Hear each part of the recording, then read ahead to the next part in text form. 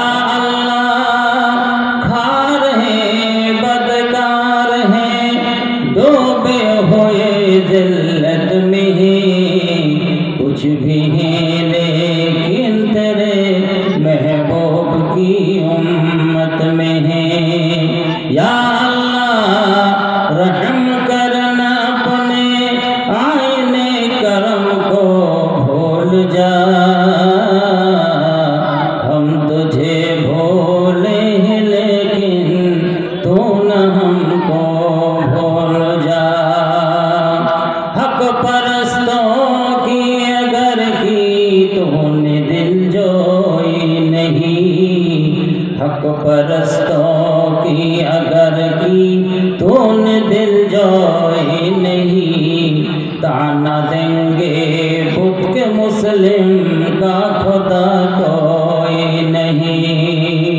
या अल्लाह रहम करना अपने आयने करम को भूल जा, हम तुझे भूले हैं लेकिन तू न हमको भूल जा। बोलो आमीन, अल्लाहुम्मा आमीन। আজকের এই মহাসভার নির্বাচিত সুযোগ্য স্নেহাস্পদ সভাপতি সাহেব, মঞ্চ উপবিষ্ট সম্মানিত ওলামায়ে কেরাম, বিভিন্ন দিক থেকে আগত ইসলাম দরদি তথা মাদ্রাসা হিতৈষী শ্রোতা মণ্ডলী, মুসলিম ভাতৃবৃন্দ, আনাচে কানাচে অদূরে সুদূরে সুশিক্ষিত অশিক্ষিতা, শান্তি প্রদায়িনী মা ও ভগ্নীগণ, সিনাসিস কচি কাঁচা ছেলে মেয়েরা, গভীর রজনীতে মহান আল্লাহর দরবারে মনের মণিকোঠা থেকে শুকরিয়া জ্ঞাপন করি, যিনি আমাদেরকে আজকের মহতে সভায় অংশগ্রহণ করার তৌফিক দান করেছেন। বলুন আলহামদুলিল্লাহ। পৃথিবীর সর্বশ্রেষ্ঠ মহামানব, বিশ্ব বরেণ্য সর্বশরণ্য নেতা রহমতুল আলামিন, শান্তির অগ্রদূত বিশ্বনবী মুহাম্মদ রাসূলুল্লাহ সাল্লাল্লাহু আলাইহি সাল্লামের প্রতি জানাই অসংখ্য দরুদ সালাম। আল্লাহুম্মা সাল্লি আলা বারিক ওয়া সাল্লিম। আমরা মাশাআল্লাহ আলহামদুলিল্লাহ মুসলমান, আমরা এত সৌভাগ্যবান লোক, আমাদের কার্যকলাপ যদি একটু আল্লাহর শরীয়তের অনুকূলে হয় তাহলে আমাদের মতো ভাগ্যবান লোক পৃথিবীতে আর কেউ নেই। এটা আল্লাহরই ঘোষণা। মুসলিম সম্প্রদায়কে আল্লাহ বলছেন, কুনতুম খায়রা উম্মাহ, তোমরা সর্বশ্রেষ্ঠ সম্প্রদায়, কেননা তোমাদের দায়িত্ব দেওয়া হয়েছে ভালো কাজের আদেশ করো, মন্দ কাজ থেকে মানুষকে বিরত রাখো। তাহলে এই কাজ যারা করবে তারাই মুক্তিপ্রাপ্ত দল, তারাই সফল কাম।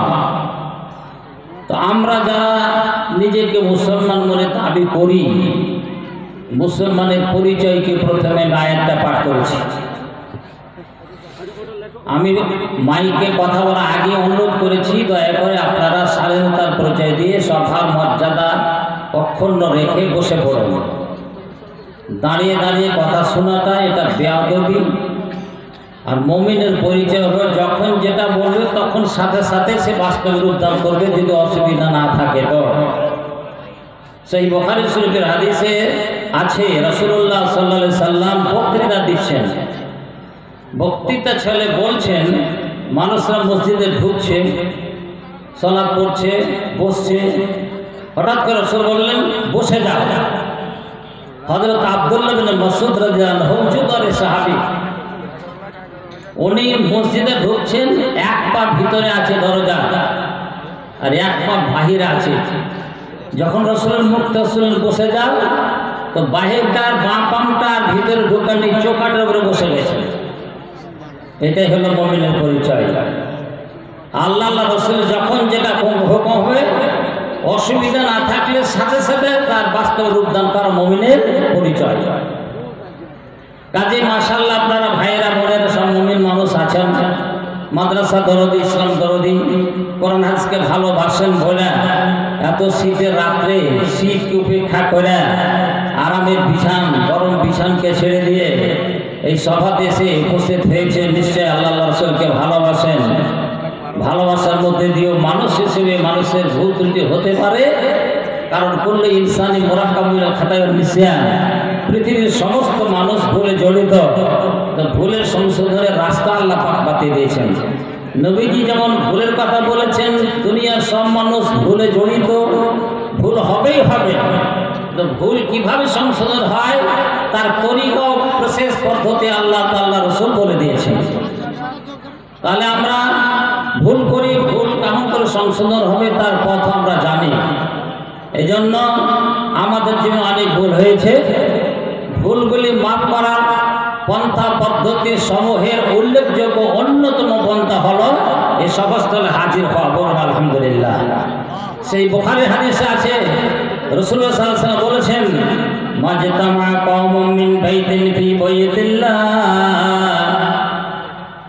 ইয়াতলুনা কিতাবাল্লাহি ওয়া তাদারাসুনাহু বাইনাহুম ইল্লা হাফাতহুমুল মালায়েকাতু ওয়া গাশিয়াতুহুর রাহমাতু ওয়া নাযালাত আলাইহিmus সাকিনাতু ওয়া যাকারাহুমুল্লাহু ফী মান ইনদাহু।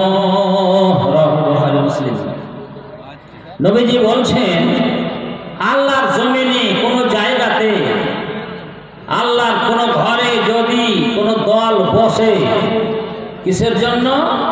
ইয়াতলুনা কিতাবাল্লাহ, আল্লাহর কিতাব কোরআন মাজিদ তেলাওয়াত করার জন্য, কোরআন মাজিদ ও তার তাফসীর অন্যান্য বইকে পড়ার জন্য, পাঠনের জন্য, বলার জন্য, শোনার জন্য, দর্শক তাদরিসের জন্য ওরা বসে।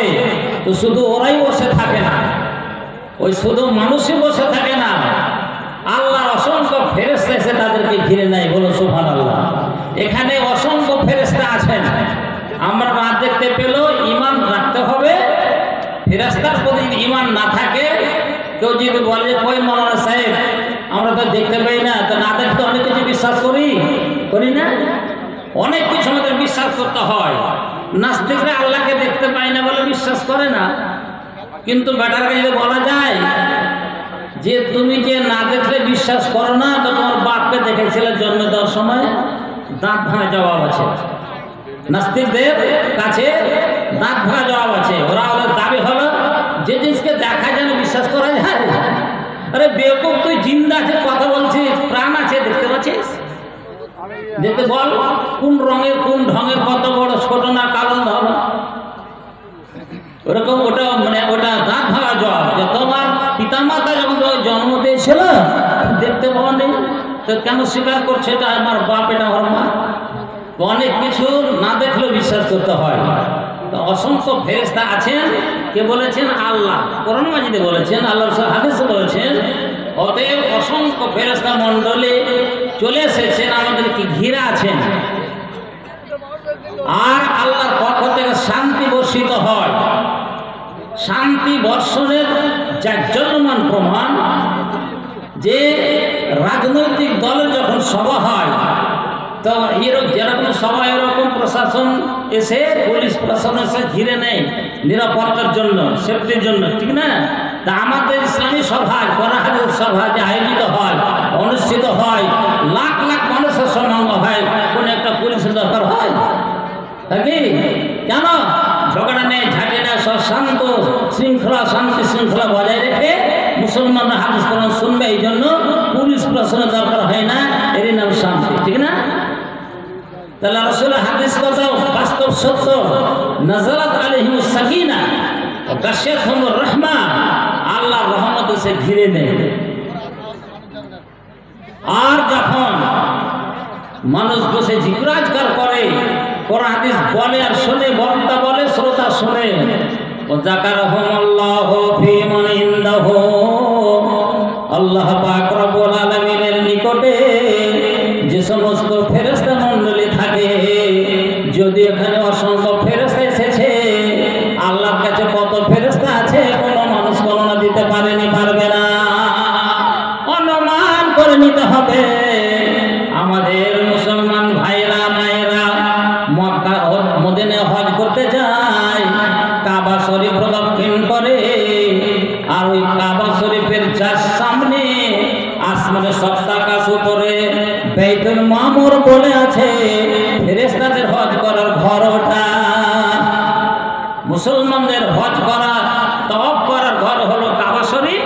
আর জাস্ট কাবা শরীফের উপরে, সপ্তাকাশ উপরে বাইতুল মামুর বলে একটা ঘর আছে, ওই ঘরে তওয়াফ করে ফেরেশতারা শুরু করেছে। তওয়াফ করতে শুরু থেকে প্রতিদিন 70,000 ফেরেশতা তওয়াফ করে, তারপরে আবার 70,000 তওয়াফ করে। এই 70,000 করে তওয়াফ করে, তো প্রথম দল যে তওয়াফ করে বেরিয়ে গেছে, কিয়ামত হয়ে যাবে, আর দ্বিতীয়বার তওয়াফ করার সুযোগ ওরা পাবে না। সুবহানাল্লাহ। তাহলে কত ফেরেশতা আছে?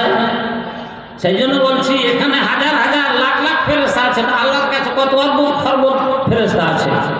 ওই ফেরেশতার সামনে আল্লাহ পাক বলেন, দেখো আমার ফেরেশতারা, তোমরা আদম সন্তানকে সৃষ্টি করতে বাধা সৃষ্টি করেছিলে, বাধা প্রদান করেছিলে যে আল্লাহ ওই সব জাতকে সৃষ্টি করো না, মারামারি কাটাকাটি করবে, তোমার তাসবিহ তাহলিল করবে না। কিন্তু দেখো এই যে পিলকুমারী মাদ্রাসা প্রাঙ্গণে এলাকার কত হাজার হাজার মানুষ এসে বসে আছে, আমাকে জিকির করছে, আমাকে স্মরণ করছে, আমার নাম ডাকছে। তোমরা যদি তোমাদের কথা যদি মেনে নিতাম, তাহলে এতগুলি মানুষ আমার জিকির থেকে বঞ্চিত হয়ে যেত।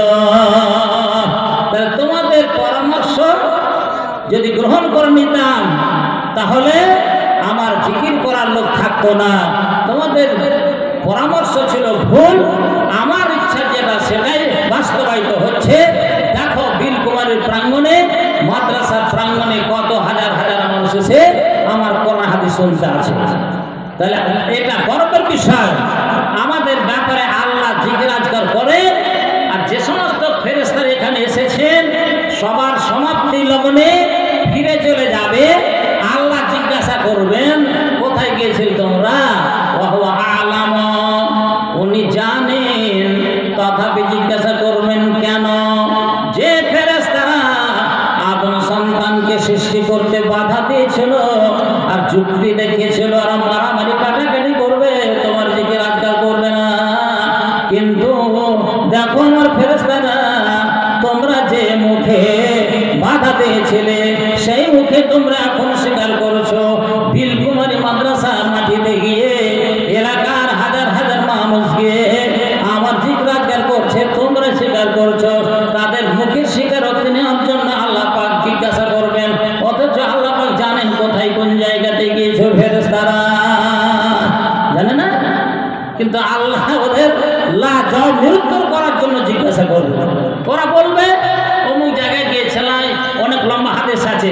মুখ্য পয়েন্টটা বলছি যে আমরা এই ভাগ্যবান এই সভাতে এসে যারা এসেছিলেন, যদিও চলে গেছেন, আর যারা আছেন এখনো হয়তো কেউ আসেননি, কাজকাম করে আসতে পারেন, যেই মানুষ এই সভাতে অংশগ্রহণ করবে আল্লাহ পাক বলবেন ফেরেশতাদেরকে, উশহিদুকুম আন্নী কাদ গাফারতু লাহুম, ও আমার ফেরেশতা মণ্ডলী, তোমাদেরকে সাক্ষী রেখে আমি বলছি, বিলকুমারী মাদ্রাসা উন্নতি সাধনে ওই জালসাতে মাহফিলে যত মানুষ হাজির হয়েছিল, সকলের অতীতের জীবনের গুনাহ পাপ রাশি মাফ করে দিলাম। বলুন আলহামদুলিল্লাহ, নারে তাকবীর।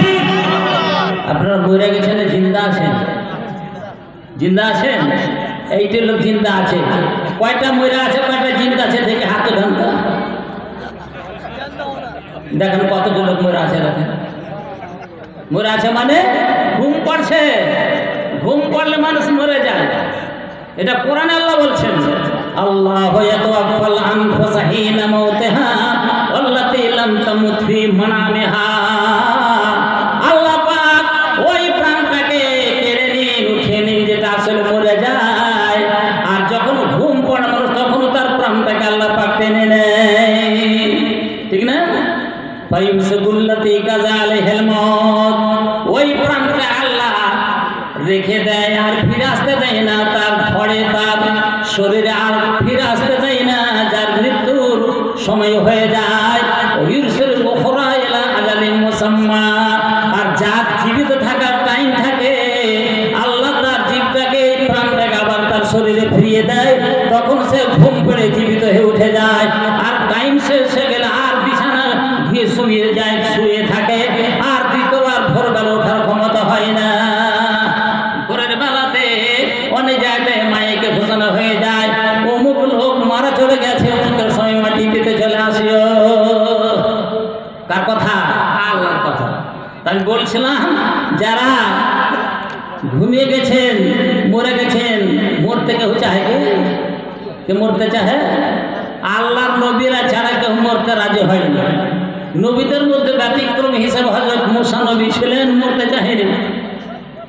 সমস্ত নবীর কাছে এসে আল্লাহর পক্ষ থেকে ফেরেশতা এসে বলেন ইজাজত নেন, আপনি দুনিয়াতে থাকবেন না, আল্লাহর কাছে যাবেন। সব নবী বলেছিলেন যে না আর দুনিয়াতে থাকবো না। কিন্তু হযরত মুসাকে যখন জিজ্ঞাসা করলেন এমন চট থাপ্পড় মেরে দিলেন, চোখ উঠে ফেলে দিলেন। ফেরেশতা যা বলছে আল্লাহ এত রাগে মানুষের জান কবজ করার জন্য পাঠিয়েছিলেন, দেখেন এই ঘটনা। চোখটা আল্লাহ ফিরিয়ে দিলেন।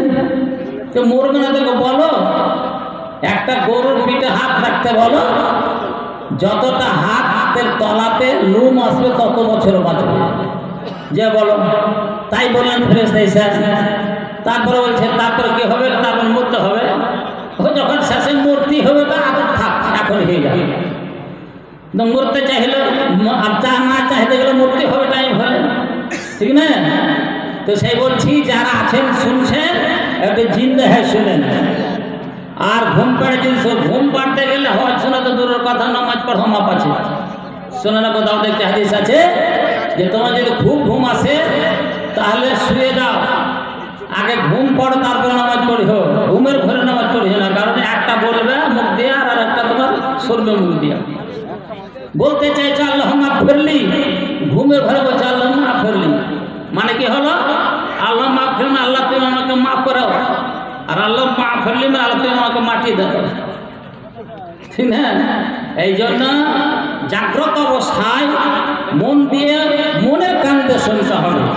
তো বলছিলাম যে আমরা যারা এসেছি আল্লাহ পাক রব্বুল আলামিন ফেরেশতার সামনে বলবে, তোমাদেরকে সাক্ষী রেখে বলছি যত লোক ওই সভাতে হাজির হয়েছিল সমস্ত লোকের অতীত জীবনের সমস্ত পাপ রাশি আমি ক্ষমা করে দিলাম। সাগীরা পাক, কাবীরা পাক, গুনাহ পাক আল্লাহ পাক তওবার পরে ক্ষমা করবেন, আর আমলের বিনিময়ে সাগীরা গুনাহ মাফ হয়ে যায়। ছোট ছোট চলতে ফিরতে সাধারণ গুনাহগুলি মাফ হয়ে যায়। তো এই সভাতে আমরা এসেছি আল্লাহর রহমতে মুমিন হিসাবে আল্লাহর বিধানকে ধ্রুব সত্য বলে স্বীকার করে মেনে নিতে হবে, সাথে সাথে কার্যকরী করতে হবে। আমি যে আয়াতটা পার করেছি আয়াতের মর্ম হলো ওটাই। আয়াতটার ব্যাকগ্রাউন্ডটা একটু বলা দরকার, প্রেক্ষাপটটাও উত্থাপন করা দরকার। একটা আয়াত নাযিল হয়েছিল একটা মেয়ে মানুষকে কেন্দ্র করে। মা বোনের এখানে যা আছেন শোনেন, আপনাদের মধ্যে একটা মেয়ে মানুষ কেমন তার ঈমান ছিল, আল্লাহ আল্লাহ রাসূলকে মানার কেমন মানসিকতা ছিল। কার মোটর সাইকেলের চাবি আরও নিয়ে যান, পড়ে আসলো নিয়ে স্টেজ আছে। তো মা বোন শোনেন, আপনাদের জাতের কথা বলছে। একটা মেয়ে মানুষে আল্লাহ রাসূলকে কত মানতেন। আল্লাহর নবীর একদিন পোষ্যপুত্র নামে, পোষ্যপুত্র বলে যায়েদ বিন হারেসা বলে একটি ছেলে ছিল। নবীজি ওই যায়েদ বিন হারেসাকে পোষ্যপুত্র বানিয়েছিলেন। আসলে উনি এককালে কৃতদাস ছিলেন, চাকর। হযরতে খাদিজা রাদিয়াল্লাহু তাআলা আনহা খরিদ করে নিয়েছিলেন দাস হিসেবে। তারপর রাসূলকে বড় হুকুম দিলেন। নবীজির পুত্র সন্তান জন্ম নিয়েছিল কিন্তু সব মারা চলে গিয়েছিল।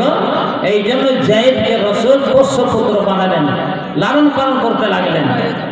হঠাৎ করে আল্লাহর পক্ষ থেকে প্রস্তাব চলে এলো যায়েদ বিন হারেসার সঙ্গে আল্লাহর নবীর ফুফাতো পিসতুতো বোন যায়দান বিনতে জাহাসের সঙ্গে বিয়ের পয়গাম। নবীজি এসে বলছেন হযরত যায়েদাকে তোমার বিয়ের পয়গাম নিয়ে এনেছি, প্রস্তাব নিয়ে এনেছি। বিয়ের প্রস্তাব শুনে তো আনন্দে আত্মহারা হয়েছেন যায়দান, কারণ তার মনের বাসনা ছিল মুহাম্মদকে যদি আমি জীবনের জোড়া পেতাম তাহলে জীবন ধন্য হয়ে যেত। উনি যখন বিয়ের সংবাদ শুনলেন তখন তিনি আনন্দে লাফিয়ে উঠলেন, কি আনন্দ উপভোগ করতে লাগলেন। কিন্তু যখন ব্যাখ্যা করে বললেন তোমার সঙ্গে যায়েদ বিন হারেসার বিয়ের প্রস্তাব আমি দিলাম, সাথে সাথে প্রস্তাব প্রত্যাখ্যান করে দিলেন হযরতে যায়েদ বিনতে জাহাশ। না, আমি যায়েদকে বিয়ে করতে রাজি নই। কেন? আমি উচ্চ ঘরানার মেয়ে, আমার বংশের প্রভাব প্রতিপত্তি আছে সারা আরবের উপরে। এক উচ্চ ঘরানার মেয়ে আমি, আর একটা ছেলে যায়েদ বিন এককালীন কৃতদাস ছিল, সে আমার স্বামী হবে, এটা মানানসই সই হবে না, এটা সম্মান ডাউন হয়ে যাবে, মান লাঘব হয়ে যাবে, কাজে আমি ওকে বিয়ে করতে রাজি নয়। উনি ভেবেছিলেন নবী নিজের পক্ষ থেকে যেমন সাধারণত বিয়ে হয়, ছেলে মেয়ের পক্ষ থেকে প্রস্তাবাদী হয়, তারপরে ঠিকঠাক হয়ে বিয়ে হয়, ওই রকম পয়গাম উনি জানেন না যেটা আল্লাহর পক্ষ থেকে অর্ডার এসেছে। আল্লাহ পাক আয়াত নাযিল করে দিলেন যেটা আমি পড়েছিলাম, ও মুমিন মুমিনা ভাইরা বোনেরা, আমাদের ঈমান আমলকে মূল্যায়ন করতে হবে কতটুকু আমরা মানি, মানার মানসিকতা কতটুকু আছে। যখন যায়েনাবকে আল্লাহ পাকের রাসূল কোরআনের আয়াত পাঠ করে শুনিয়ে দিলেন, ওমা কানা লিল মুমিনিন ওয়া লা মুমিনাতিন ইযা কাযাল্লাহু ওয়া রাসূলুহু আমরা আইয়াকুনা লাহুমুল খিয়ারাতু মিন আমরিহিম। ও দুনিয়ার মানুষ, যত মুমিন মুমিনা আছো, আল্লাহর পক্ষ থেকে আল্লাহ ও তার রাসূল যেটা বিধান দিয়ে দিবে তোমাদেরকে, সেই বিধান তোমাদের মানতে হবে, ইনকার করা তোমাদের ইখতিয়ার থাকবে না। যদি আল্লাহ আল্লাহ রাসূলের বিধানকে হুকুমকে অগ্রাহ্য করো, তাহলে তোমরা পথভ্রষ্ট হয়ে যাবে, মুসলমানের থেকে তোমাদের নাম কেটে যাবে, তোমরা গুমরাহ হয়ে যাবে, প্রকাশ্য গুমরাহ পথভ্রষ্ট হয়ে যাবে। এটা আয়াত যখন শুনিয়ে দিলেন আল্লাহ পাকের রাসূল হযরত যায়েনাবকে, তখন সাথে সাথে মত পরিবর্তন। মার করুন লক্ষণীয় বিষয়টা, একজন মেয়ে মানুষ আল্লাহ রাসূলকে মানার কি মানসিকতা ছিল, আর কোনো আপত্তি করলেন না। যখন আল্লাহর পক্ষ থেকে এটা বিধান এসেছে, তাহলে আমার মান সম্মান থাক চাই নাই থাক, মানতে বাধ্য।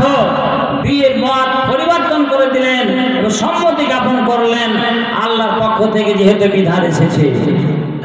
এখানে প্রশ্ন হতে পারে, ইসলাম বিরোধী বা বিরুদ্ধবাদী মানুষ যারা, তারা বলতে পারে ইসলাম কত কঠোর, নারীদের অধিকার ছিনিয়ে নিয়েছে, বিয়ে সংক্রান্ত ব্যাপারে বাধ্য করছে, মেয়েটার ইচ্ছা নেই, আর আল্লাহ রাসূল বলছেন বিয়ে না করলে তুমি পাপী গুনাহগার হয়ে যাবে না।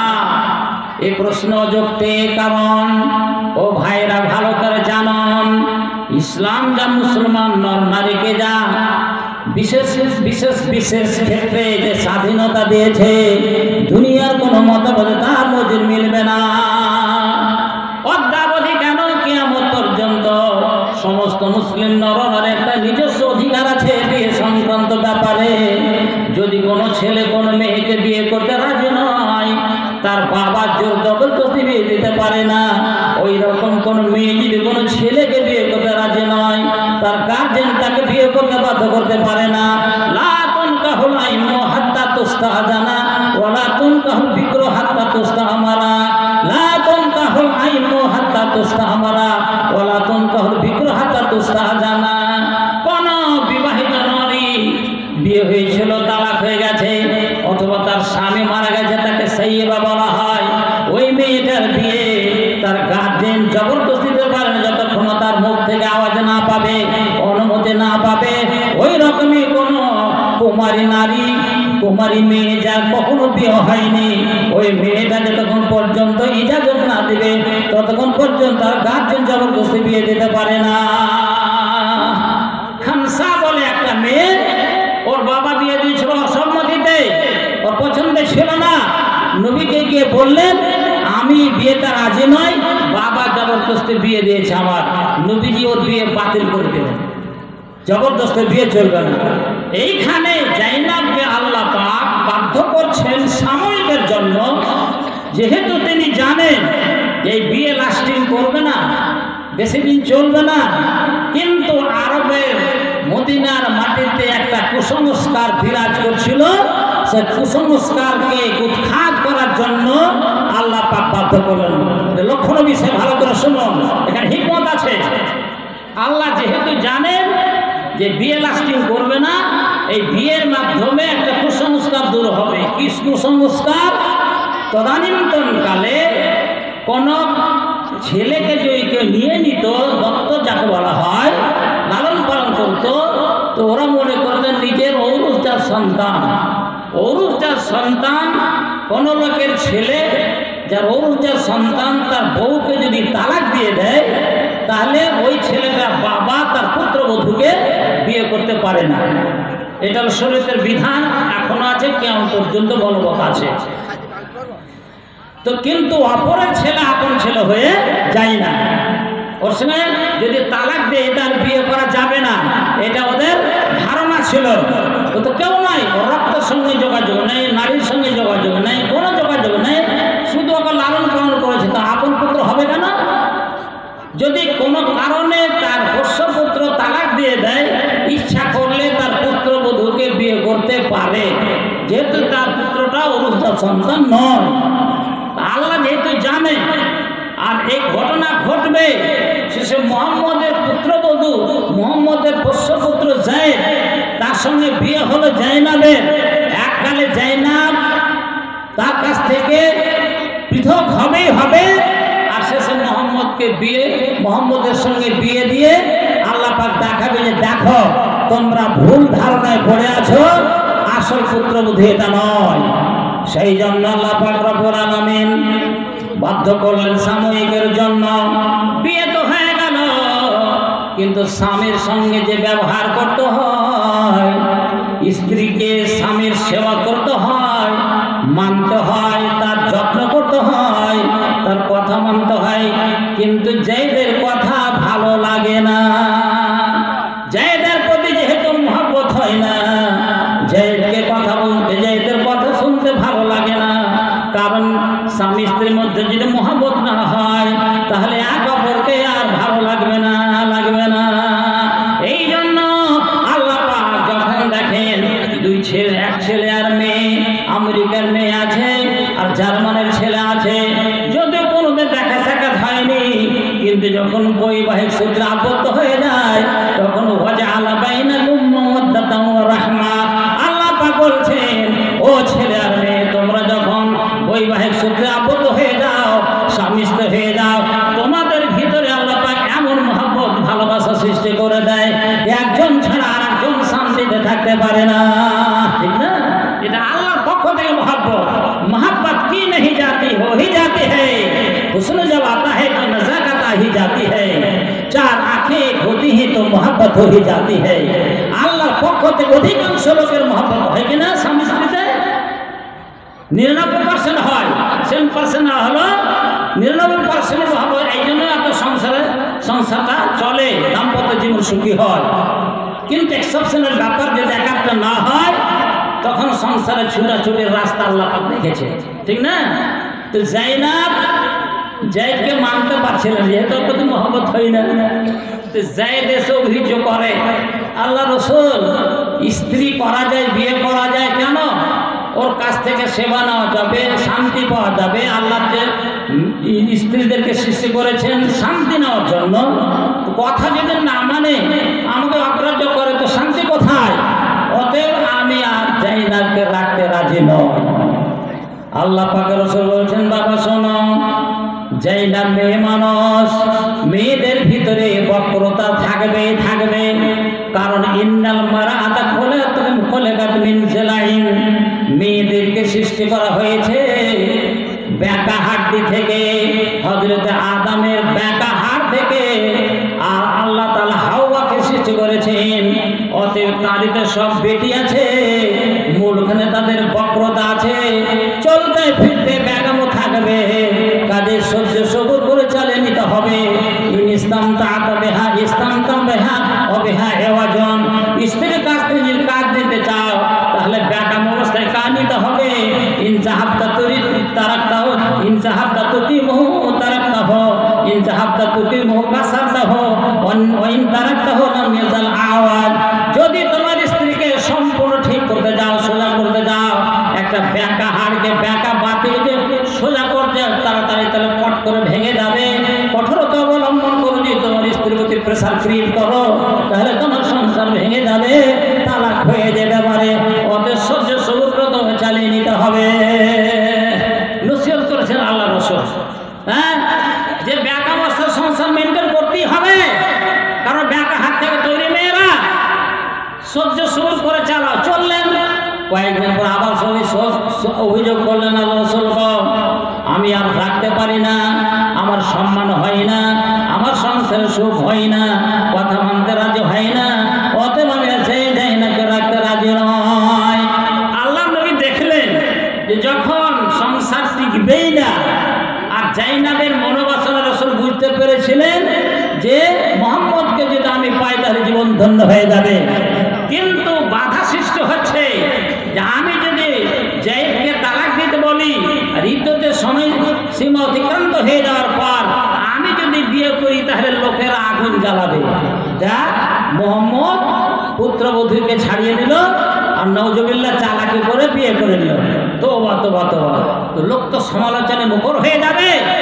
এই জন্য মন চাইছিল তালাক দিতে বলতে, মুখ কিন্তু চাইছিল না যে আমি যদি তালাক দিতে বলি আর ওর মনের ইচ্ছা পূরণ করে যে আমি যদি বিয়ে করি তাহলে তো গোটা আরবের মাটিতে সমালোচনার আগুন জ্বলে যাবে। এই জন্য প্রকাশ্যে বলতে চাইছিলেন না, কিন্তু আল্লাহ চাইছেন যে না, বলতে হবে, এটা কুসংস্কার, কুধারণা ভাঙতে হবে। আল্লাহ বললেন, নবী তুমি মনের কথাকে কেন লুকিয়ে রাখছো? আল্লাহ পাক বললেন, আনআমাল্লাহু আলাইহিম আমতালিহি আমসাক আলাইকা যাওজাক ওয়াত্তাকিল্লাহ ওয়া তুখফি ফি নাফসিকা মাল্লাহু মুবদিহি। যে জিনিসটাকে আল্লাহ প্রকাশ করতে চাইছেন সেটাকে তুমি লুকিয়ে রাখছো কেন? আল্লাহর ভয় করো, মানুষের ভয়ের কোনো কারণ নেই। এরা কুধারণায় পড়ে আছে। আল্লাহ যখন অর্ডার পেয়ে নিলেন তখন জায়েদকে তালাক দিতে বললেন, আর তালাক দেওয়ার পরে ইদ্যতের সময় সীমা অতিক্রান্ত হয়ে যাওয়ার পর আল্লাহ আরশ থেকে বিয়ে দিলেন। যাওয়াজনাকা লিকাইলা হারাজান ফি আযওয়াজিহি মিদাকা যামিনহুন্না ওয়া তারা। ও মুহাম্মদ সাল্লাল্লাহু আলাইহি ওয়াসাল্লাম, যখন জায়েদ তালাক দিয়ে দিল তার বিবিকে, ইদ্যতের সময় পার হয়ে যাওয়ার পরে আমি আল্লাহ তোমার সঙ্গে জাইনাবের বিয়ে দিয়ে দিলাম। কেন? যেন মানুষ মনে করে পুত্রবধূকে বিয়ে করে তালাকের পরে তার শ্বশুর মশাই, পালক শ্বশুর মশাই বিয়ে করতে পারে। এই কুসংস্কার দূর করার জন্য সাময়িক হিসেবে আল্লাহ পাক বিয়ে করতে বাধ্য করেছিলেন। নচেত নারীদের পূর্ণ অধিকার আছে, কিয়ামত পর্যন্ত এই বিধান আছে, যে কোনো নারী তার পছন্দ মতো বিয়ে করতে পারে, আর জবরদস্তি তার বাবা, তার ওয়ালি, তার গার্জেন জবরদস্তি বিয়ে দিতে পারেন, তার স্বাধীনতা আছে। তাই বলছিলাম, মুমিন মানুষ এখানে বড় উদ্দেশ্য, মেয়ে মানুষ হওয়ার পরেও যেহেতু প্রথম বুঝতে পারেননি যে আল্লাহর বিধান, যখন জানলেন যে আল্লাহর পক্ষ থেকে অর্ডার এলো তখন তিনি মাথা পেতে মেনে নিলেন, নিজের মত পরিবর্তন করে দিলেন। এটাই হলো মুমিনের পরিচয়। কাজী আমরা মুমিন হিসাবে আল্লাহ রাসূল যারা বলেছিল মানতে হবে, আল্লাহর সুন্নাত মোতাবেক চলতে হবে, আল্লাহর রাসূলের তরিকা মোতাবেক আমাদের চলতে হবে। কিন্তু আজকে দুনিয়ার মাঝে মুসলমান জাতি বিশ্বের দরবারে লাঞ্ছিত, অপমানিত, নিষ্পেষিত, নিপীড়িত, নির্যাতিত, মজলুম কেন? আর মুসলমানরা আল্লাহর রাসূলের তরিকাকে, বিধানকে পদাঘাত করে দিয়ে পাশ্চাত্য জগতের নগ্ন সভ্যতার অনুকরণ প্রিয় হয়ে গেছে। দেখছেন না আজকের আমাদের যুবক ছেলেরা চুলের কাটিং দেখেন। আমার নবীর সুন্নাত হলো লিম্মা আফরাদ, বাল রাখো, চুল রাখো, লিম্মা জুম্মা আফরাদ, আন্নাত প্রেম রাখো। কিন্তু আজকে আমার মুসলমান ঘরানার প্রায় 95% ছেলেরা, ছোকরারা চুল কাটছে জাহান্নামীদের অনুকরণ করে। কি ঠিক না? দেখছেন এই দিকটা কাটছে, তো আমরা কুত্তা কাটিং বলি। কুত্তা কাটিং, কুত্তাকে অসভ্য, অসভ্য লাগছে, দেখে ভালো লাগছে। দেখা কি এমনি এখান চেঁচে দিচ্ছে, এইটা বেড়ে যাচ্ছে, এই দিকটা চেঁচেতে ভালো লাগছে, এরকম চুল কাটছে কিনা? এই জন্য মুসলমানের উপর চলছে, এই চলছে অত্যাচার, নির্যাতন। আল্লাহর পক্ষ থেকে বালা। আল্লাহ পাক বলছেন, ইন তানসুরুল্লাহ ইয়ানসুরকুম, হে মুসলমানরা তোমরা যদি দ্বীনের সাহায্য করো, আল্লাহর সাহায্য, আল্লাহর দ্বীনের সাহায্য করো, দ্বীনের কাজ করো, তাহলে আল্লাহ তোমাদের সাহায্য করবে। আর যদি তোমরা আল্লাহর দ্বীন থেকে হটে যাও তাহলে আল্লাহর গজব তোমাদের নেমে আসবে। ইহুদিরা আজকে আমার মুসলমান, ফিলিস্তিন মুসলমান ভাইরাকে হাজার হাজার নিষ্পাপ কচি কাঁচা ছেলের প্রতি অন্যায় অত্যাচার করে বুলেট চালিয়ে তার খনন করছে। আর সেই দুশ্মন ইহুদিদের চাল চক্রান্তের চাল চলনের অনুকরণ প্রিয় হয়েছে আমাদের মুসলমান ছেলেমেয়েরা। ছি ছি ছি, আমাদের ধিক্কার দিতে হয় যে তোমরা মান তাশাব্বাহা বিকওমিন ফাহুয়া মিনহুম। রাসূলুল্লাহ সাল্লাল্লাহু আলাইহি ওয়াসাল্লাম বললেন, নিজের ইসলামের কৃষ্টি কালচারকে উপেক্ষা করে দিয়া বিজাতির কৃষ্টি কালচার যারা অনুকরণ করবে তাদের দলভুক্ত হয়ে বিচারের মাঠে উঠতে হবে। অতএব সাবধান, আমরা দুনিয়ার মাঝে থাকতে যে শান্তিতে, কিন্তু অশান্তির দাবানলে জনজীবন বিপন্ন, বিশেষ করে মুসলমানরা বিপন্ন বিপদগ্রস্ত। কেন? মুসলমানদের কার্যকলাপের দোষে। আল্লাহ পাক বলেছেন, জাহারাল ফাসাদু ফিল বাররি ওয়াল বাহরি বিমা কাসাবাত আইদিন নাস লিযিকাহুম বাযাল্লাযী আমিলু লাআল্লাহুম ইয়ারজুন। দুনিয়ার মাঠে, জঙ্গলে, পাহাড়ে, নদীতে, স্থলে, জলে সর্বত্রই অশান্তি অরাজকতা বিরাজ করছে। কেন? মানুষের কৃতকলাপের দোষে। মানুষ নিজের চরিত্র হারিয়ে দিয়েছে, মানুষ নিজের মানবতাকে হারিয়ে দিয়ে কুসংস্কারের পর্যায়ে দাঁড়িয়েছে। এই জন্য অশান্তির দাবানলে মানুষ আর বিপন্ন হয়ে পড়েছে। তাই প্রাণী ভাইয়ের আমার, আমরা যদি শান্তিতে বাস করতে চাই, তাহলে শরীর বিরোধী কার্যকলাপ থেকে আল্লাহ রাসূলের বিধানের অনুকূলে জীবনযাপন করলে আল্লাহর পক্ষ থেকে রহমত নেমে আসবে।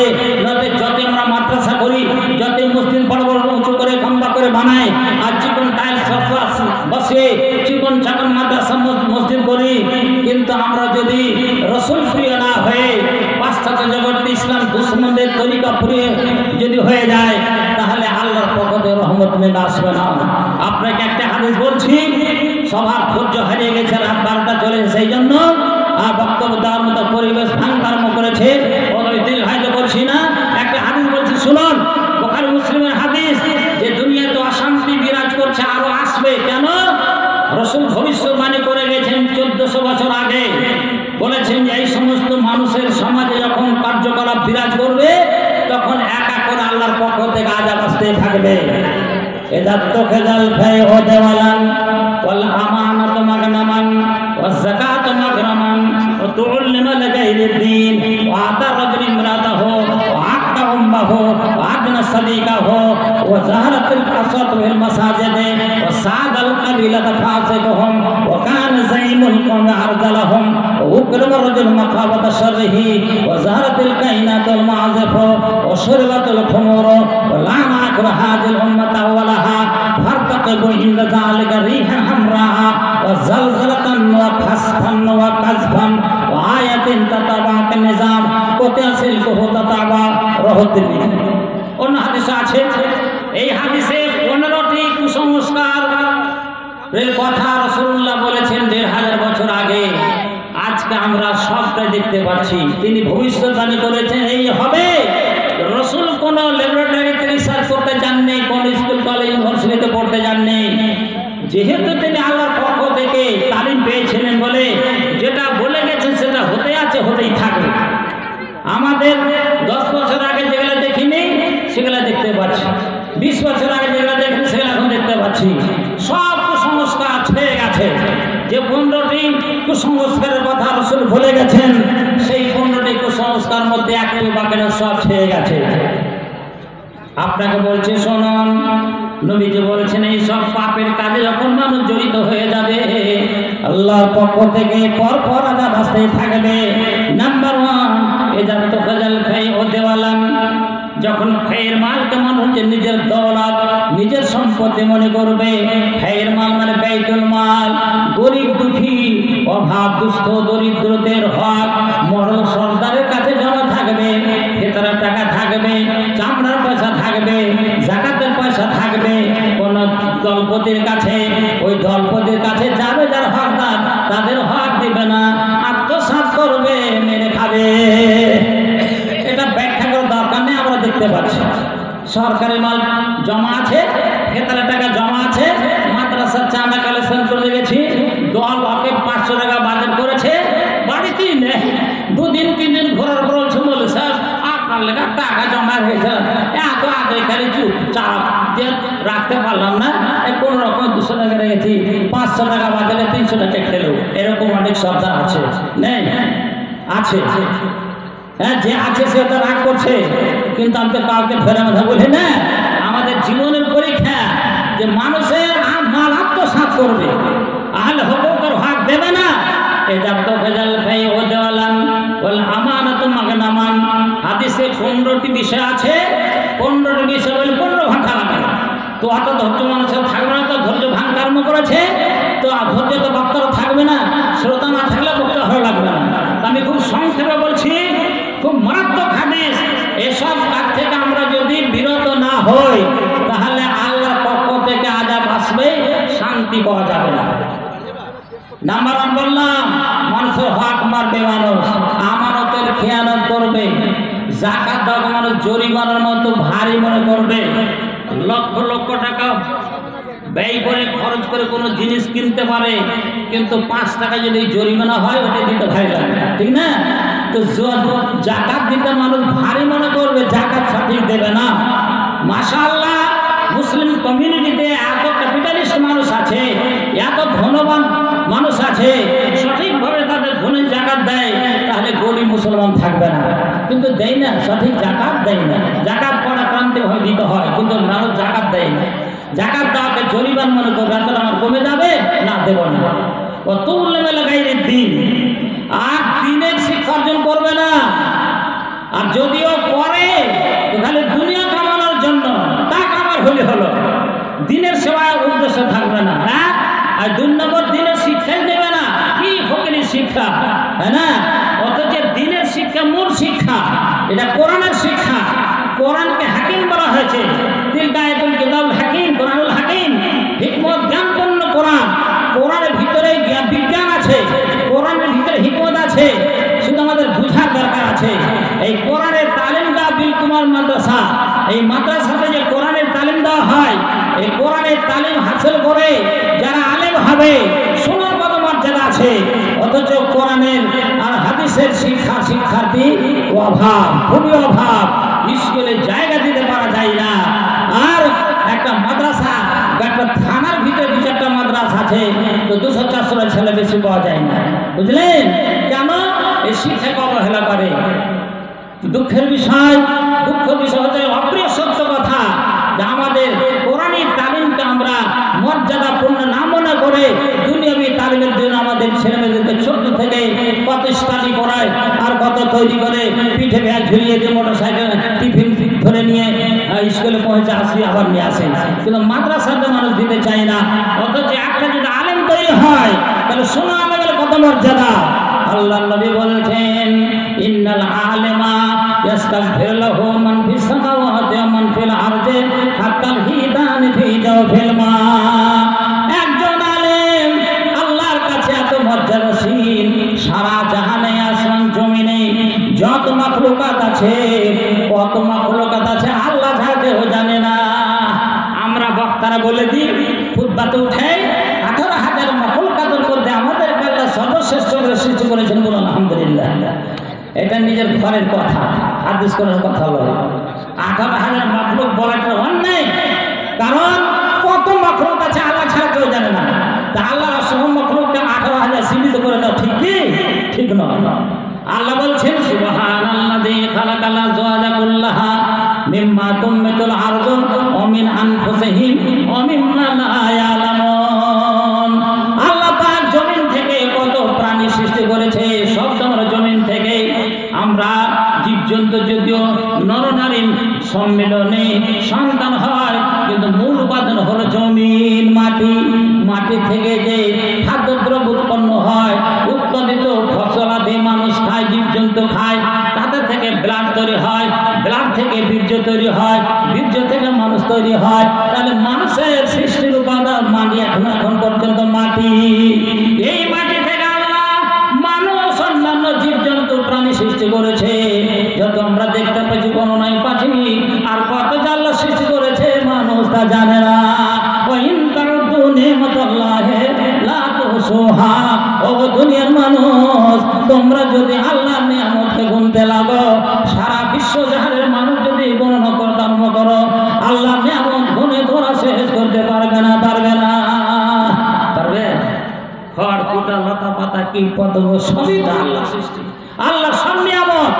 তো অসংখ্য নিয়ামতকে সীমিত করে দেওয়াটা ঠিক নয়। তো অসংখ্য মাখলুকাত আলেমের জন্য দোয়া করে, আল্লাহ তোমার আলেম বান্দা বীরকুমারী থেকে, চাঁদঘর থেকে, সলেডাঙ্গা থেকে, আদার যত ভালো মাদ্রাসা আছে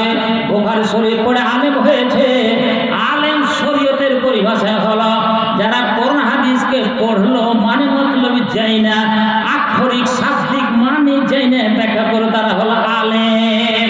ওর না শাব্দিক দিক দিয়ে আবিধানিক মানে আলেম মানে জ্ঞানী, যে জিনিস সম্পর্কে জানে ওটা হলো জ্ঞানী আলেম। কিন্তু শরীয়তের পরিভাষায় আলেম ওকে বলে যে ৫-৭ বছর পড়ে হাদিস কোরআনে মানে মতলব জেনে ব্যাখ্যা শব্দ আকারে ব্যাখ্যা করতে পারে, সেই আলেম। এই আলেমের জন্য একটা বাংলা শিক্ষিত মানুষ হয়ে যেতে পারে, বাংলা পড়া কিন্তু আরবি পড়া মানে করে দেখতো আলেম হয় যদি ফতো জানো বাংলা পড়ে আলেম নয়। আলেম আল্লাহ রাসূল আলেম বলছেন কাকে? যে আলেম কোরআন হাদিস শিখে মানে মতলব জেনে ভালো করে ও বলতে পারে, ব্যাখ্যা দিতে পারে। এই আলেম কোথায় হয়? বিলকুয়ারের মতো মাদ্রাসা জড়িত হয়, বুঝলেন? অতএব আপনি উচ্চ শিক্ষিত হয়ে যান, আপনার সম্মান হবে নিশ্চয়। আপনি শিক্ষিত সম্মানিত, আপনি প্রফেসর প্রিন্সিপাল, আপনি আপনার উপাচার্য সবই হয়ে যান, কিন্তু কোরআন হাদিসের মানে মতলব জানা যদি জ্ঞান না থাকে তাহলে আপনার জন্য আল্লাহ ফেরেশতারা দোয়া করে না, আল্লাহ মাত্রকে দোয়া করে না। দোয়া কার জন্য? এই 5 বছর 7 বছর 10 বছর পড়ে যে বিলকুয়ার থেকে আলেম হলো, এই আলেমের সম্পর্কে নবী বলছেন ইস্তাগফিরুল্লাহু মান ফিস সামাওয়াতি ওয়া মান ফিল আরজি, আসমান জমিনের ভিতরে যত মাখলুকাত আছে সবাই আল্লাহর কাছে ক্ষমা প্রার্থনা করে, আল্লাহ তোমার বান্দা আব্দুর রহমান, আব্দুর রহিম, আব্দুল আখির, আব্দুল আওয়াল যত কিছু বান্দা বান্দি আছে হাদিস কোরআন পড়ে আলেম হয়েছে, যেহেতু সে মানুষ হওয়ার হিসাবে যদি তার দ্বারা কোনো ভুল ভ্রান্তি হয়ে থাকে আল্লাহ তোমার দয়া করে তাকে মাফ করে দাও, কারণ তোমার কোরআন তোমার নবীর হাদিস শিখতে পারেছে। আলেমের জন্য দোয়া করে। আর সেই ইলমকে বাদ দিয়ে আমরা দুনিয়াবি ইলমে ফেঁসে আছি। আরে দুনিয়াবি ইলম শিখুন, আপনি গরজে দুনিয়াবি ইলম শিখতে প্রতিবন্ধকতা সৃষ্টি করে না, বলে দুনিয়াবি শিক্ষার জন্য পরিপন্থী নয় ইসলাম। আপনি শিখুন, কিন্তু প্রাধান্য দিতে হয় ধর্মীয় শিক্ষা, ইসলামের শিক্ষাকে প্রাধান্য দিয়ে তার সাথে দুনিয়া শিখুন। দুনিয়া দিন দুটো শিখতে হবে। দুনিয়া দিন দুটা যদি শিখে আল্লাহ লোকটা প্রশংসা করেছে, আমিনান নাস মাইয়াকুন রাব্বানা আতিনা ফিদ দুনিয়া হাসানা ওয়া ফিল আখিরাতি হাসানাতাও ওয়া কিনা আযাবান্নার উলাইকা লাহুম নাসীবুম মিম্মা কাসাবু ওয়াল্লাহু সারিউল হিসাব। লোকেরা যারা বলে আল্লাহ তুমি আমাকে দুনিয়া তো ভালোই দাও, আখিরাত ভালো দাও, দুনিয়া সুখ শান্তি ধন সম্পদ টাকা করে দাও, আখিরাতে আমাকে মুক্তি দাও, ইহলোকে পরলোকে জীবন উভয় জীবনের যারা উন্নতি যায় আল্লাহ তাদের প্রতি সন্তুষ্ট হয়ে বলেছেন উলাইকা লাহুম নাসীবুম মিম্মা কাসাবু, তারা যে কোনো ভালো কাজ করে সমস্ত ভালো কাজের বিনিময়ে আল্লাহ তাকে অনেক অনেক গুণে নেকি দান করবে। আর ওই লোকটার হিসাব কিয়ামত রাতে অতি সহজভাবে নিয়ে নেবে, পরাক্রান্তি ভাবে হিসাব দেবে না, খালি সারসার জায়গাতে দেখে নেওয়ানো চলে যেতেন, ঠিক না? তা আলেমের জন্য ইস্তেগফার করে আসমান জমিনের সমস্ত হাত্তাল হিদানে ফি জাওফিল মা, এমনকি পানির ভিতর থেকে মাঠ পর্যন্ত আলেমের জন্য আল্লাহ তাকে ক্ষমা প্রার্থনা করে। সুবহানাল্লাহ, কি আলেমের মর্যাদা! আহা, আর শুধু এটা বলেন না, আল্লাহ তাআলা রাসূল বলছে ইন্নাল আলেমা ইন্না ফাজলাল আলেমি আলাল আবিদে কাফাজরিল কামারে লাইলাতুল বদরে আলা সাইরিল কাওয়াকিবে। একজন আলেমের মর্যাদা অসংখ্য আবেদের উপরে, যে আবেদ যদি বাংলা শিক্ষিত করে কত ভালো জানুক না গো, সারা ধরে ইবাদত করুক না কেন, কতটি আবেদ, অসংখ্য আবেদ। আসমানের অসংখ্য নক্ষত্র রাজি নিহারিকা পুঞ্জ আসমানের সন্ধ্যাবেলায় ভেসে উঠে ঝিলমিল করে, কিন্তু 14 তারিখের পূর্ণিমার চাঁদ যখন উদয় হয়ে যায়, যখন 14 তারিখের পূর্ণিমার চাঁদ আকাশে ভেসে উঠে, তখন আকাশ ভরা অসংখ্য তারকার আছে, আলোগুলি হারিয়ে যায়। একটা 14 তারিখের পূর্ণিমার চাঁদের আলোর সামনে, ঠিক একটা আলেমের মর্যাদার সামনে অসংখ্য আবেদের মর্যাদা মোকাবেলা করতে পারবে না। অসংখ্য আবেদের মর্যাদাকে ভেঙে দেবে একজন আলেমের মর্যাদা। বলে সুবহানাল্লাহ।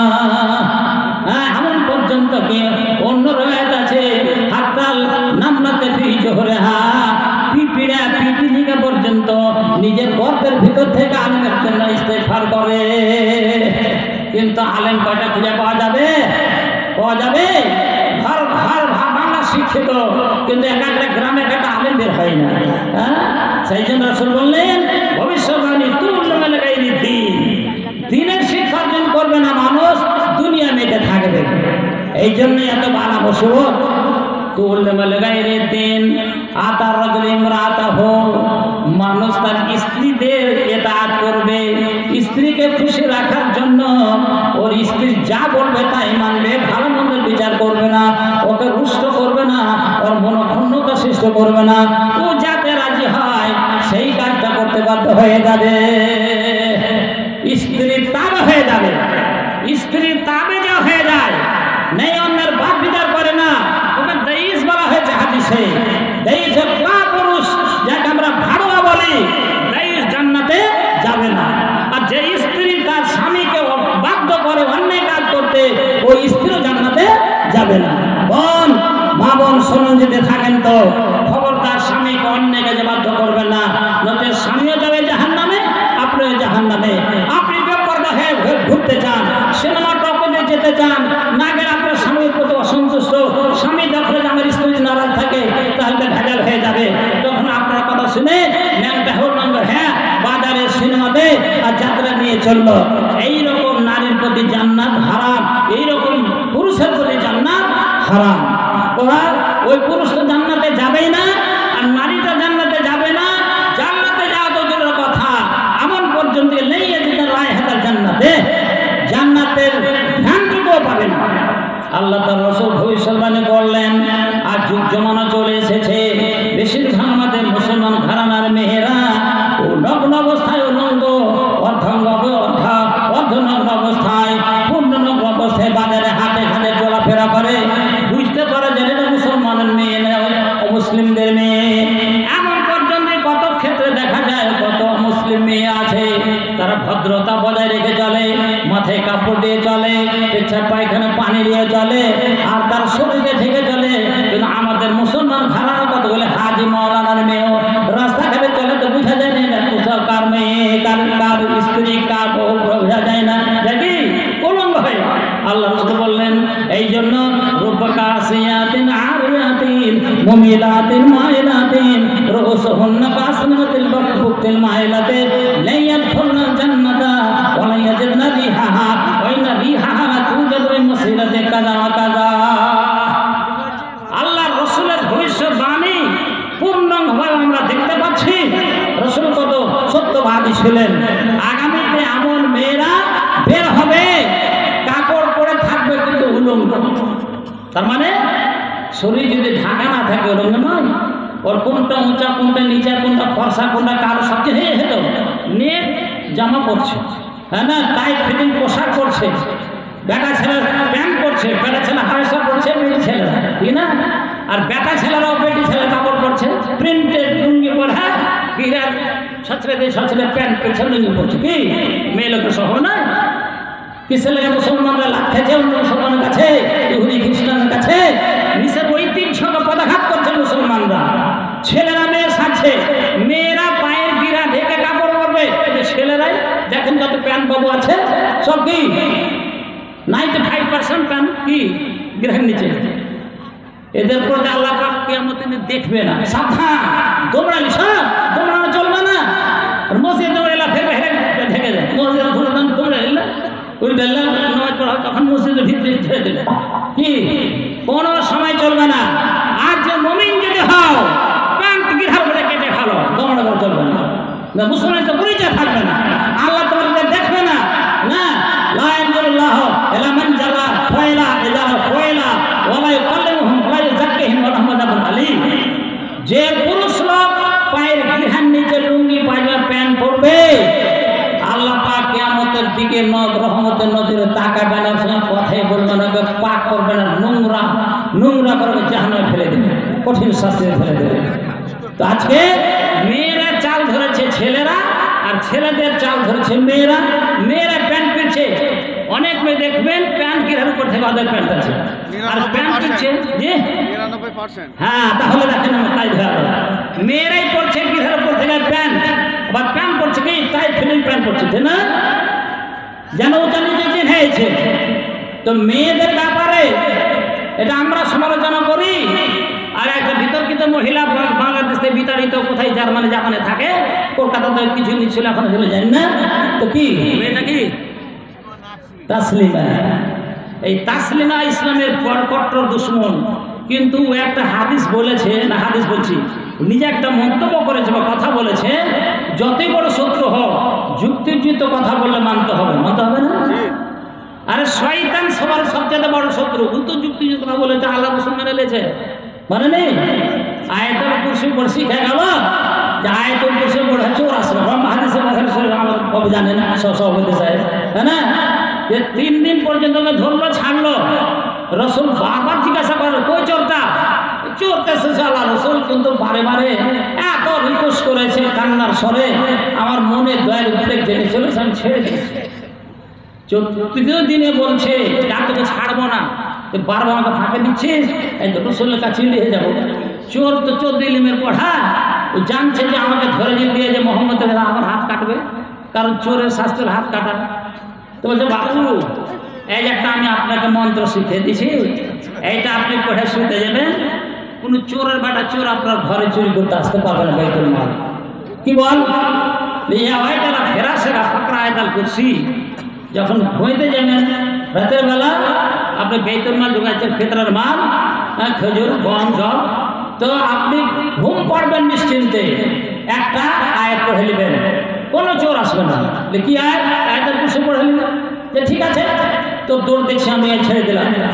সকালে এসে রসুল জিজ্ঞাসা করলেন যে কই একজন চোরের স্লোগান না আল্লাহ তোমাকে জেনে গেছেন?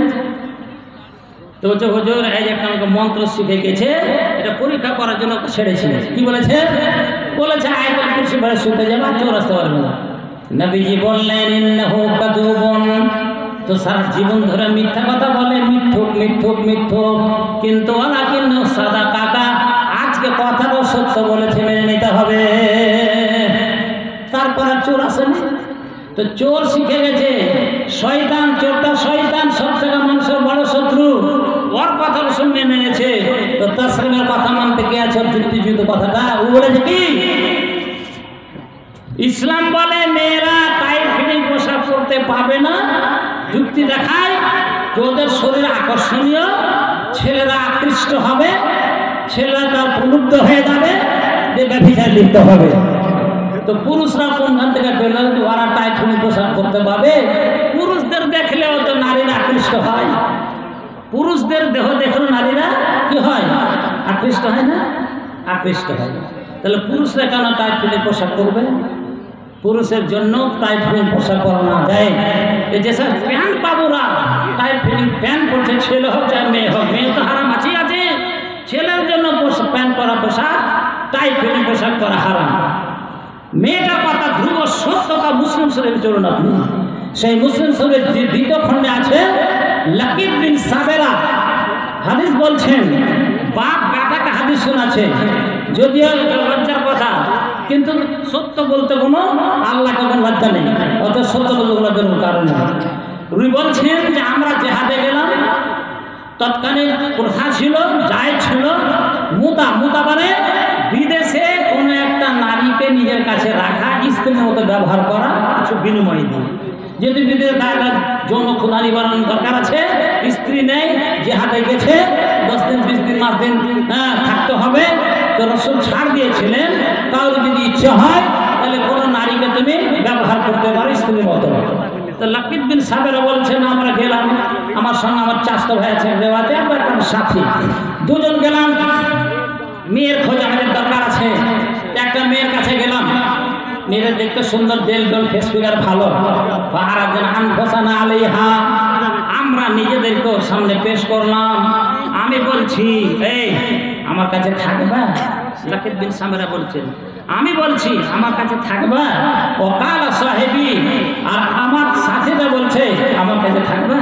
দুজনে বলছি, তো আমাদের দিকে তাকাচ্ছে, যে বলছে মা তো দেনি কি দিবা, তোমাদের এই থাকবো আমি, আর আমার কাছে কাজ নিবা স্ত্রীর মতো, তো বিনিময় কি দিবা? তো লাকিব বিন সাবেরা বলছেন হাজার দায়ী, আমার একটা চাদর ছিল, ওই চাদরটা আমি দেখে যেটা আমি চাদর দিয়ে দেবো। ওকালা সাহেবী হাজার দায়ী, আর আমার সাথীরা বলছে আমার চাদর তোমাকে দিয়ে দেবো, ব্যবহার করবো তোমাকে স্ত্রীর মতো।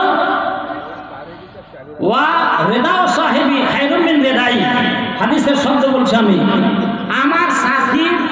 আমার সাথীর চাদরটা বেশি ভালো ছিল আমার চাদর চাইতে, কিন্তু কোন তো আশাব্বা মিনহ, আমি আমার সাথী চাইতে কি ডেলডল ফেসফেস ভালো, হেলদি স্বাস্থ্য ভালো, আমার শরীর স্বাস্থ্য ভালো কিন্তু চাদর ভালো লাগে পুরানা ছিঁড়া, আর আমার সাথীটার চাদরটা ভালো কিন্তু দুর্বল রোগা। তখন ফায়দা না যারা এলে আজাব তোহা, আমার দিকে ওই মেয়েটা যখন তাকায় তখন আমি তাকে খুশ করে দিই, কারণ আমি ভালো, আমি জোয়ান হেলদি, শরীর স্বাস্থ্য ভালো। আর ওই জানাটা জেলা হৃদয় হ্যাঁ হৃদয়হি, আর আমার সাথীর চাদর দিকে যখন তাকায় তখন চাদরটাকে খুশ করে দিয়ে তাকে ভালো লাগে। দুরকম, ওর চাদর দেখা ভালো লাগে আর আমার চাদর ভালো লাগে, আমাকে দেখা ভালো লাগে, আর আমার শরীর স্বাস্থ্য ভালো। তখন কাকে বসে ও কার কাছে থাকবে? রাসূল হাদিস লাগে বলছে আনতা ওয়ারিদাউকা ইয়াকফিনি, তুমি আর তোমার ছিঁড়া চাদর আমার যথেষ্ট হয়ে যাবে, রোগ আমার কি করতে পারবে? কি হলো, কি বুঝলেন? তাহলে পুরুষের স্বাস্থ্য দেখে নারীরা আকৃষ্ট হয়। তাহলে পুরুষরা যে টাইফিন পোশাক পরে, তো তাসলিমা বলেছে আমার মেয়ে বেলা একটা বই আছে, ওই বইয়ে যে ভাষা প্রয়োগ করেছে সব জায়গাতে বলা যাবে না, মজলিসে সব কথা বলা যাবে, সব ভাষা প্রয়োগ করা যাবে না। আমি অন্য ভাষাতে বলছি যে যখন মেয়েদের শরীর পা দেখলে, উরু দেখলে, পাছা দেখলে, নিতম্ব দেখলে পুরুষরা যেমন আকৃষ্ট হয়, মেয়েরাও পুরুষের দেহতে আকৃষ্ট হয়। আমি নিজের কথা বলছি, যখন ছেলেদের জাঙ্ঘে উরুতে আমার নজর পড়ে তখন আমি উত্তেজিত হয়ে যাই। ওটা বলছো, কোনো কথা বলতে আর বাকি নেই, বুঝলেন? তো কথা যে বলছে ছেলেদেরকে দেখে মন আকৃষ্ট হয়, যেমন মেয়েদেরকে দেখে পুরুষরা আকৃষ্ট হয়। অতএব ছেলেদেরও টাইট পিঠে পোশাক পরার নিষেধ দিছে।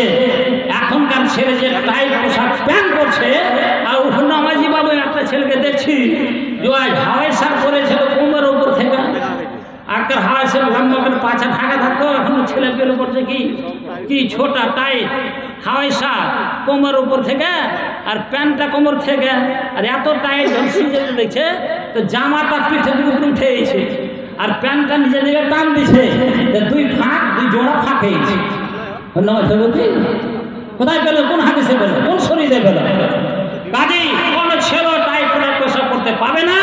আর গৃহান দিয়ে কোনো সময় নামাজে হোক বিনা নামাজে কোনো সময় পায়ের ঘাটের নিচে কাপড় পরা চলবে না, কিন্তু করছে।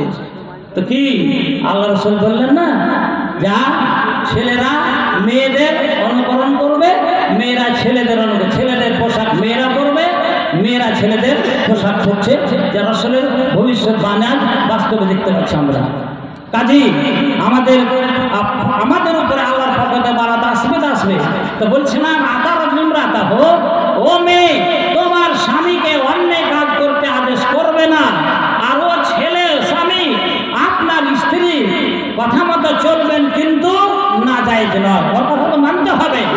এই বেটা ছেলার দুজনের কাছে কাবু আছে, একটা কি লাফিদের কাছে, ওকে বলে মাথা নিচু কর, মাথা নিচু চুলটা কাটবে না, আর কি ওর স্ত্রীর কাছে যা বলে ও মানতে রাজি, ওকে রাজি করার জন্য, কিন্তু কথা শুনতে হবে, কিন্তু সব কথা শোনা যাবে না। ঠিক যেটা শরীয়তের অনুকূলে সেটা মানো, না মানলে তুমি নিজে জাহান্নাম ঘুষে নিও না। যাই হোক, আতা রজলিম রাজা হোক, এটা 5 নম্বর আসলো। 15টা কুসংস্কার আছে, ওটা বলতে তো অনেক টাইমের দরকার, সব ভাঙতে আরম্ভ করেছে, শুধু আমি বলে ঘুরিয়ে দিচ্ছি।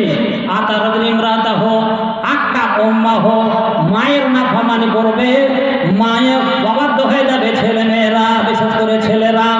আদনা সাদিকা হোক, বন্ধু বান্ধবকে নিকটের মনে করবে। আকসা আবা হোক, পিতাকে দূরে রাখবে, পিতার সম্মান মর্যাদা করবে না। আকসা আবা হোক, জাহারাতে আসত ফিল মাসাজিদে, মসজিদে গুঞ্জন উঠবে, মসজিদে নিয়ে ঝগড়া করবে, আওয়াজ করবে, অথবা মসজিদে গিয়ে নাম কষ্টে নামাজ পড়বে আর গল্প গুজব করবে, 2 রাকাত 4 রাকাত নামাজ পড়ে সেটা আরাম করবে, আপস আপসে গল্প করবে, হচ্ছে না? জাহারাতুল আসর মাসাজিদ সাদাল কাবিলাতা ফাসিকহুম, বংশের যারা ফাসিক ফাজির বেনামাজি বাটপার মদক সারাবি কাবাবি এরাই নেতা হবে। ওয়াকানা জাইনুল কওম আরজালহুম, এবং সম্প্রদায়ের গোষ্ঠীর সরদার হবে রজিল, নিকৃষ্টতম চরিত্রহীন বদমাশ সারাবি কাবাবি, এরাই নেতৃত্ব দেবে, ঠিক না?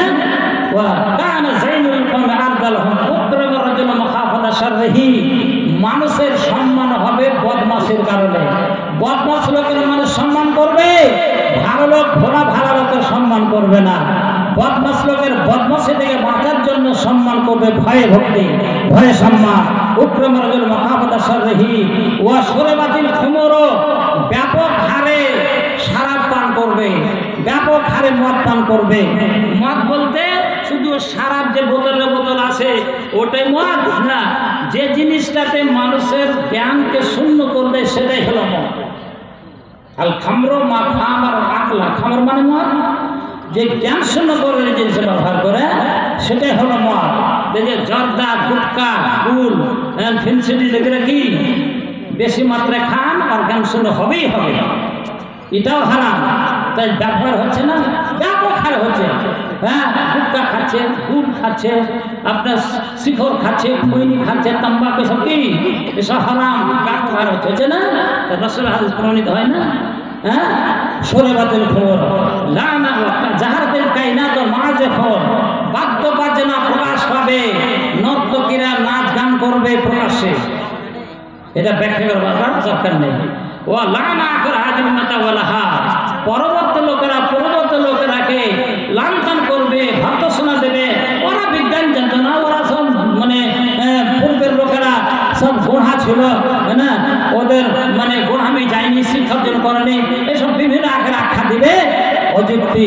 এইরকম যখন দেখা দেবে আল্লাহ রাসূল বলছেন ফারতাকিবু ইন্না যালিকা রিহান হামরা। ও আমার উম্মত লোকের শুনে না, যে কয়েকটি 15 রকমের কুসংস্কারের কথা বলা হলো, যখন সব কিছু ছেয়ে যাবে তখন আল্লাহর পক্ষ থেকে ইন্তজার করো, অপেক্ষা করো। কখনো লু হাওয়া প্রবাহিত হবে, কখনো তোমাদের চেহারাকে বদলে দেবে, শুয়োরে বান্দরে পরিণত করে দেবে। সাবধান, আমরা যদি সাবধান না হয়, বনি ইসরাঈলকে আল্লাহ শুয়োরের বান্দরে পরিণত করে দিয়েছিল, নবী বললেন তোমাদেরকে শুয়োরে বান্দরে পরিণত করে দেবে। সাবধান, আমরা যদি এখনো পরিবর্তন আনি, নিজের জীবনকে সঠিক করে নি, ভুলগুলো সংশোধন করে নি, তাহলে বাঁচবো না, হয়তো শুয়োর বান্দর আল্লাহ করে দিতে পারে।